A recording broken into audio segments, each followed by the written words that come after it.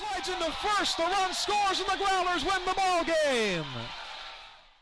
All right, Growlers postgame show. Sam O'Toole, Jack Benjamin on hand, wrapping up what was a 10-8 Growlers come from behind victory over the Kingfish. And Sam, starting early on, it was not that way at all early. The Kingfish strike first. They get 5 runs in a second inning, and Trey Gans really got hit hard today. Well, us up here in the press box, we thought it was going to get out of control early on. It was 5 runs, as you mentioned, the top of the second, but Kalamazoo came storming back in the bottom of the second with their own 5-run half inning. But Trey Gans on the mound, a little bit of an upsetting start for him. We know he's capable of more. Pounded the strike zone today, but some blue pits that fell in the outfield and a couple of infield singles as well. But then it was the 3 long balls that really did the damage for Kenosha. So Trey would get those runners on, and then their guys in the middle would clear the bases. So not Trey's day, but the offense really picked him up in this one. It was all offensive firepower from the Growlers, a team that came in with 24 home runs, hit 4 of them today. That matched a season-high output that came against the Rochester Honkers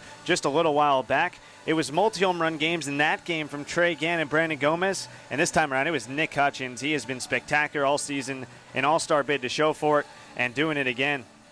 Yeah, Hutchins was superb today, now up to 6 home runs, broke that 3-way tie at 4 at the top of the Growlers home run leaderboard, you could call it, but that 3-run shot in the bottom of the 8th was huge off the bat. You had a great call on that one off the bat, knowing it was gone, an absolute shot. So Nick's still clicking on all cylinders, carried the offense today, but we talked about it on the broadcast. The 4 through really 7 were really quiet today. It was the 8 and 9 picking things up, Smith and Gann at the bottom, and then Kopak, Lloyd, and Hutchins at the top really doing their damage. So without the meat of your order, driving in runs and getting hits really at all, the other parts of your order picked up where the offense needed to score, and Kalamazoo did a great job in that department. Yeah, we don't want to neglect anyone in the power category. Matt Lloyd in that second inning hits the 3-run home run. Connor Kopak had the 2-run home run as well. It's such an advantage to this team when they have 1 through 9 working.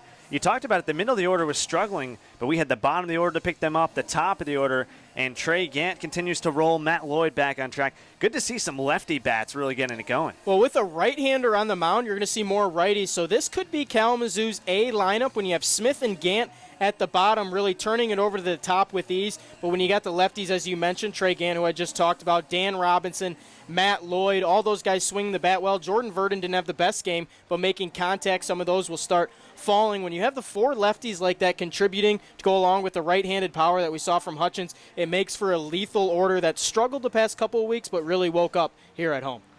And this is a Growler team talking kind of score recap now. They came into that 8th inning trailing 8-7. They struggle heavily when they come into that 8th inning trailing.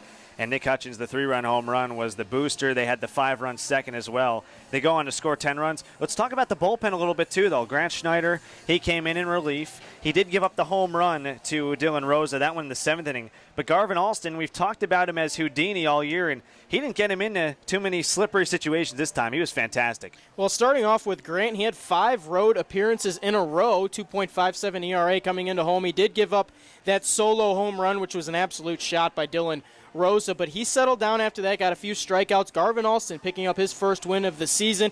We talk about him being Houdini. I know you got a chance to talk about him a little bit with his walk and strikeout issues, kind of trying to find a middle ground there. He found it today, 1 walk, did have 3 tremendous strikeouts, but the bullpen able to shut the door on this one. A team 4.50 pitcher's ERA in the month of July. Had really struggled on the mound, but the back end of the bullpen picking it up for Trey as well as the offense. So a good team win, helping your starter who just didn't have it today. So if you're a Kalamazoo Growlers fan, you got to be proud of everyone on the team.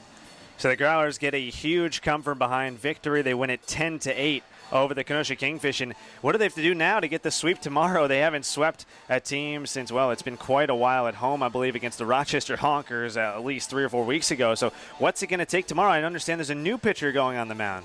We've seen a lot of splits here at home, so it's going to be up to the new guy, Cody Ritzma, Jr. out of Aquinas College, a Kenowa Hills native. I know you're not too familiar with the Michigan area. It's just in the city of Grand Rapids, about 45 minutes north of here. So a new Kalamazoo Growler coming on, starting a big Game 2 in this series against a Kenosha Kingfish team falling to 4-13. They're really hitting the, well, not hitting the brakes. They're really falling off a cliff here in the second half. So struggling right now. Kalamazoo has to take advantage of this. They face another lowly team in the Wisconsin Woodchucks. Then they get a couple more with Lakeshore on the road. This is the time Kalamazoo needs to take advantage of a softer schedule, get some wins under their belt, creep up in the second half standings while still holding off the Battle Creek Bombers, and what I heard was a barn burner of their own tonight. Cody Rietzma on the mound. You heard it right there, making his first start tomorrow. A 10-8 Growlers win. Come from behind. Nick Hutchins provides the go-ahead 3-run blast in the 8th inning. A huge win for the Growlers overall. Now Kalamazoo 28-25. They're going to stay 7 back of the Wisconsin Rapids Rafters, and they are now 8-9 in the second half. They'll actually gain a game on the Rockford Rivets, but the Rafters now in first there. Kenosha overall 20-33. My partner touched upon, and 4-13 in the second half standings. So for my partner, Sam O'Toole, Jack Benjamin signing off. Once again, a 10-8 Growlers win, and we will see you guys tomorrow night.